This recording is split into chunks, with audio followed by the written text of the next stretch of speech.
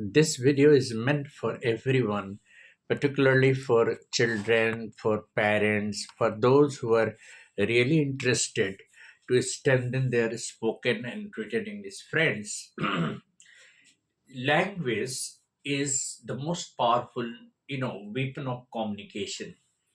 Even for school and college students, when they have to write something, in UPSC exam, in various competitive exams, they have to write 400, 600, words of essays, and those essays, you know it contain beautiful words, beautiful points, current ideas, and literary thoughts.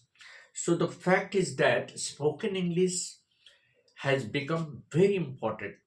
Any language, whether it is English or Hindi, is the basic foundation of that language is grammar.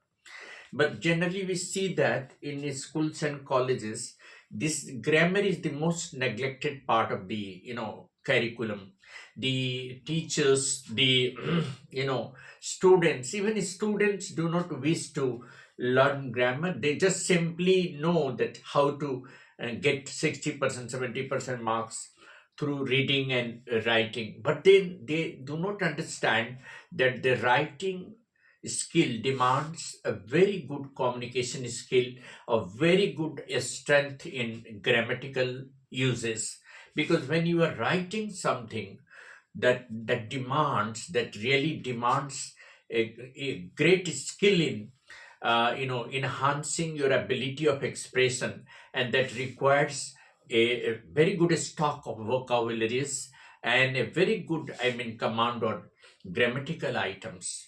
So what I feel that students should learn every small thing, because not only that, strengthening grammar will help only in English. Strengthening grammar will help in social science, in science, because in English medium the students have to write their answers in English, not in Hindi.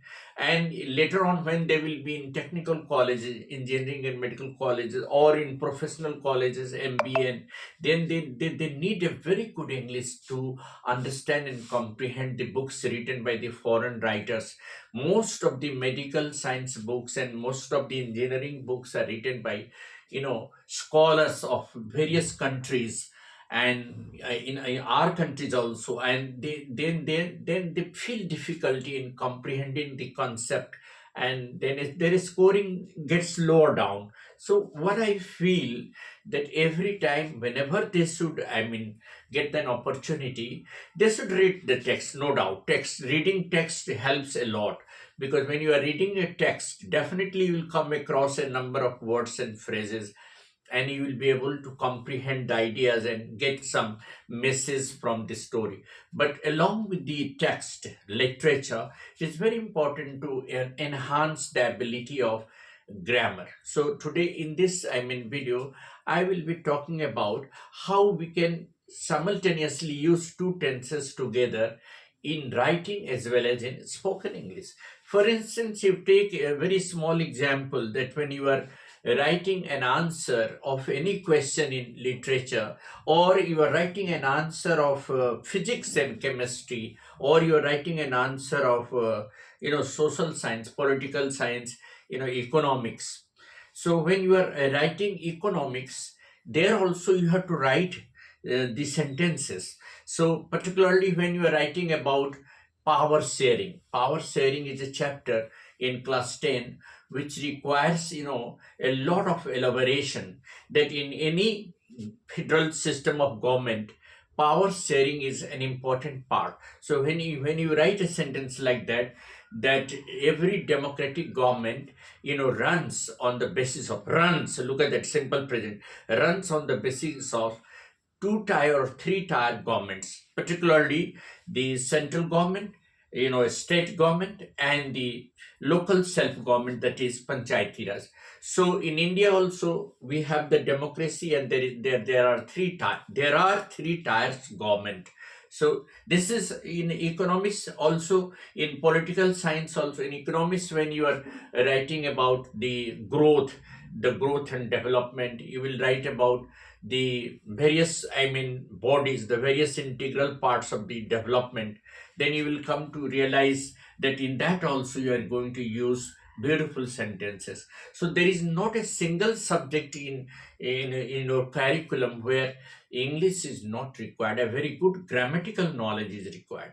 So today we will be using two tenses together. Like if you say like that, that when two magnetic substance, come in contact of a magnet, they get attracted. So they get attracted is simple present, and as it is plural, we are using V1, get attracted. So a magnet attracts magnetic substances, attracts. Yeah, it is simple present. Now come to a simple present followed by simple future. That if you work hard, you will succeed. The first sentence is in simple present, the second one is in simple future. So you can use this sequence of tense whenever you want to write anything. Like if you're writing an answer in, let us say, that in economics, that then you can write that if we make globalization as an integral part of our economy, India will progress rapidly. If globalization, or let us say the global markets, become part of our economy, India will progress rapidly. So there is simple present, then followed by simple future. If she comes to my house, I will go with her to the station. If he helps us, we will help him. So there is simple present followed by simple future.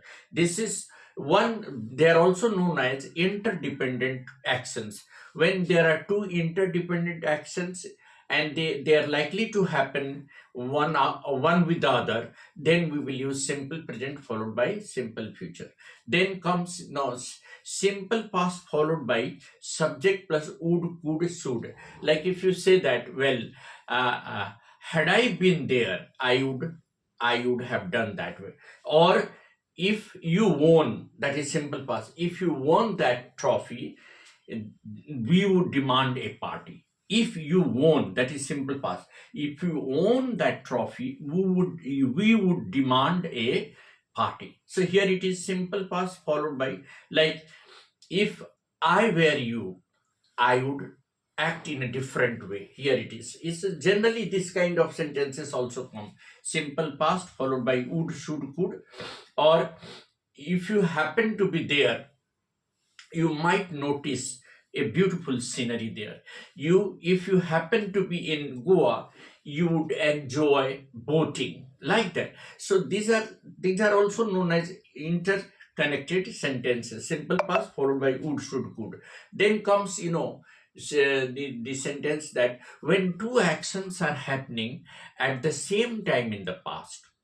Like if you see what is happening now, you see in India, while India is trying to, or yes, India is trying to develop all spheres of development.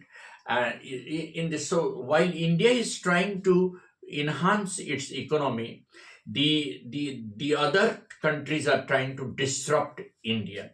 Other countries, particularly USA, has imposed tariff and it is trying. So when two actions are happening, we can use continuous tense also. So and when two actions took place in the past at the same time, then simple past followed by past continuous. Like while I was going for a walk, I met an old friend of mine. Or while she was, driving, she met with an accident.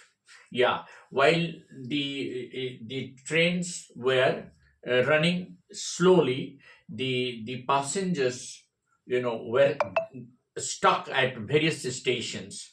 While I was studying at night, the light went off. Both these actions, simple past and past continuous, happen at the same time, and that is why one will be simple past, another will be past continuous.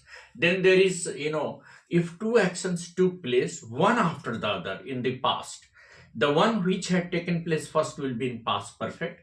That means subject plus had plus V3, and the other will be in simple past. Like when I reached the station, the train had already left.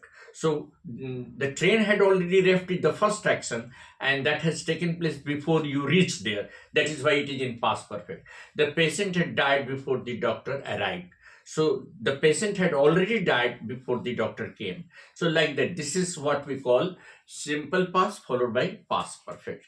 Then there is another form of, I mean, when you are using future continuous, use simple present with future continuous. Like by the time you reach a station, your father will have reached his office. That is future perfect followed by simple present. By the time India becomes fully developed, or India becomes the third largest economy, other countries will have become better. Definitely by the time India develops its own, I mean, nuclear power centers in different parts of the country, other countries will also have develop their own nuclear power stations.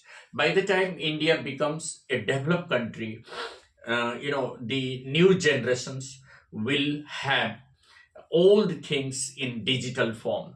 By the time India becomes fully digital, completely digital, the people will have enjoyed life in a better way. So we are using four sequence of tenses. One is simple present followed by simple future, and another one is simple past followed by would, should, could plus v1 plus object. A third one is past, simple past followed by past continuous, two actions taking place at the same time in the past.